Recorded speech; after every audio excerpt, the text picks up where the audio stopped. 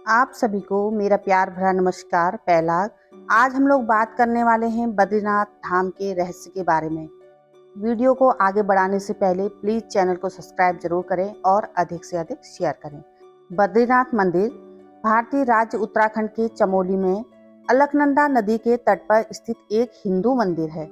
यह हिंदू देवता विष्णु को समर्पित मंदिर है और चारों धामों में से यह एक प्राचीन मंदिर है। मंदिर के नाम पर ही इसके इर्द गिर्द जो गांव बसे हैं, नगर बसे हैं, उनको भी बद्रीनाथ ही कहा जाता है। भौगोलिक दृष्टि से यह स्थान हिमालय पर्वतमाला के ऊंचे शिखरों के बीच गढ़वाल क्षेत्र में है। जाड़ों की ऋतु में मौसमी दशाओं के कारण मंदिर वर्ष भर में 6 महीनों के लिए अप्रैल के अंत से लेकर नवंबर की शुरुआत तक ही खुला रहता है। यह भारत के कुछ सबसे व्यस्त तीर्थ स्थलों में से एक है। बद्रीनाथ मंदिर में हिंदू धर्म के देवता विष्णु के एक रूप बद्रीनारायण की पूजा की जाती है। यहाँ उनकी 1 मीटर लंबी शालिग्राम से निर्मित मूर्ति है, जिसके बारे में मान्यता है कि इसे आदि शंकराचार्य ने 8वीं शताब्दी में समीप नारद कुंड से निकालकर स्थापित किया था। विष्णु पुराण, महाभारत तथा स्कंद पुराण जैसे प्राचीन ग्रंथों में इस मंदिर का उल्लेख मिलता है। बद्रीनाथ नगर जहाँ ये मंदिर स्थित है, हिंदुओं के पवित्र 4 धामों के अतिरिक्त छोटे 4 धामों में भी गिना जाता है।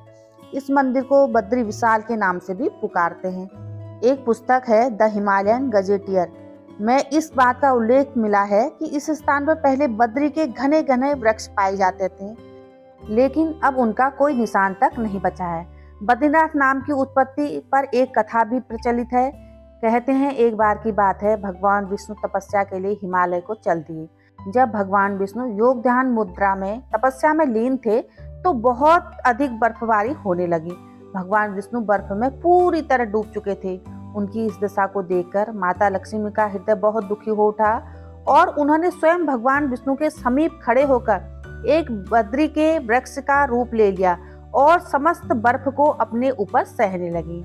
माता लक्ष्मी जी भगवान विष्णु को धूप, वर्षा और हिम से बचाने की कठोर तपस्या में जुट गई। कई वर्षों बाद जब भगवान विष्णु ने अपना तप पूर्ण किया तो देखा कि लक्ष्मी जी हिम से ढकी हुई हैं। तो उन्होंने माता लक्ष्मी के तप को देखकर, हे देवी, तुमने भी मेरे बराबर तप किया है, सो आज से इस धाम पर मुझे तुम्हारे ही साथ पूजा जाएगा। क्योंकि तुमने मेरी रक्षा बद्री वृक्ष के रूप में की है, सो आज से मुझे बद्रीनाथ के रूप में जाना जाएगा। बद्री मतलब होता है बेर का पेड़। पौराणिक लोक कथाओं के अनुसार बद्रीनाथ तथा उसके आसपास का पूरा क्षेत्र किसी समय शिव भूमि के रूप में अवस्थित था। जब गंगा नदी धरती पर अवतरित हुई तो यह 12 धाराओं में बट गई तथा इस स्थान पर से होकर बहने वाली धारा अलकनंदा के नाम से विख्यात हुई। मान्यता अनुसार भगवान विष्णु जब अपने ध्यान योग हेतु उचित स्थान की खोज कर रहे थे, तब उन्हें अलकनंदा के समीप यह स्थान बहुत भा गया।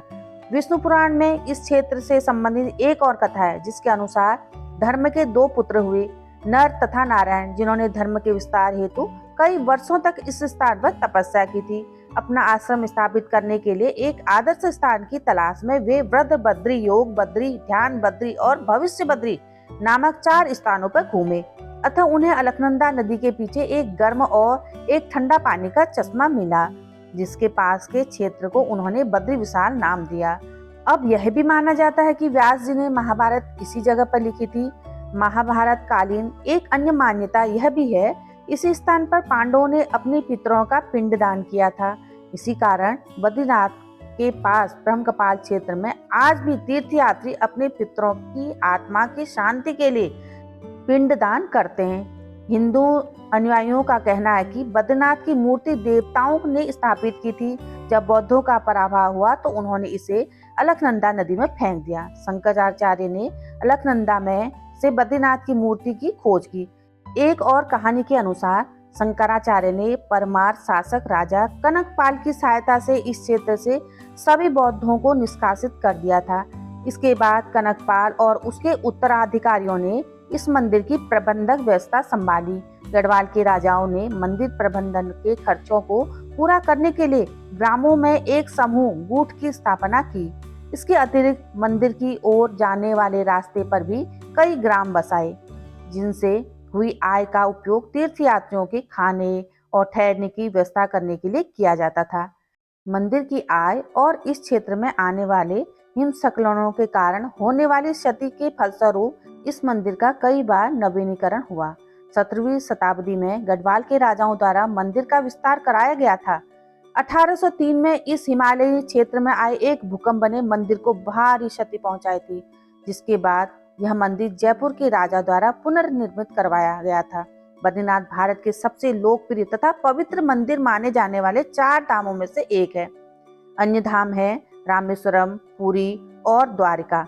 यद्यपि इन धामों की उत्पत्ति स्पष्ट रूप से ज्ञात नहीं है, भारत के 4 कोनों में स्थित इन धामों की यात्रा हिंदुओं द्वारा पवित्र मानी जाती है और हिंदू धर्म से संबंधित प्रत्येक व्यक्ति अपने जीवन काल में कम से कम एक बार तो इन धामों का दौरा करने की इच्छा रखता है।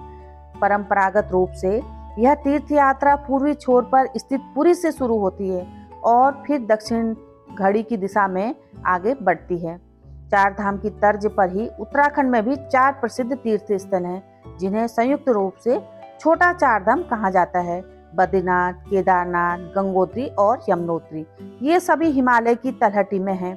इनके नाम के आगे छोटा शब्द 20वीं शताब्दी के मध्य में जोड़ा गया था, ताकि इन्हें मूल 4 धामों से अलग किया जा सके। क्योंकि आधुनिक समय में इन स्थानों के तीर्थयात्रियों की संख्या भारी वृद्धि हुई है, इसलिए इन्हें हिमालय के 4 धाम भी कहा जाने लगा है।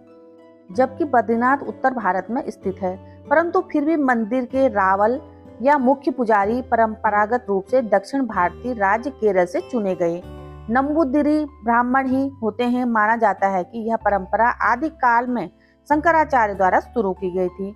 अप्रैल से नवंबर तक रावल मंदिर के पुजारी के रूप में अपने कर्तव्यों का पालन करता है और इसके बाद वह जोशीमठ में रहता है या वापस केरल अपने मूल गांव में लौट जाता है।